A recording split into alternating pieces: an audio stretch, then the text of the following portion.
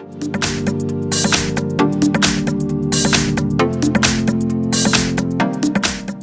I have HUAWEI P30 Pro, and let me show you how to enable eye comfort mode on the following device. So at the very beginning, open the settings, then scroll down, find and select the display. It's here, and here you will notice eye comfort, so just click on it. And now you can simply tap over here to activate it, and this mode will filter out blue light to relieve visual fatigue. In eye comfort mode, the screen will have a warmer tint. So as you can see now, it has been just activated. It's warmer, and you can also personalize it, so you can add some warmer or cooler colors as you only wish and prefer.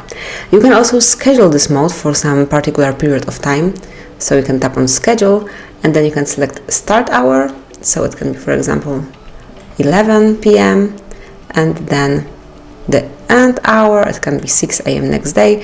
So once it's active, every day between 11 p.m. and 6 a.m. next day, your eye comfort mode will be automatically activated to protect your eyes. So actually that's it. You can turn off it easily by tapping on this switcher. Thank you for watching. Please subscribe our channel and leave the thumbs up.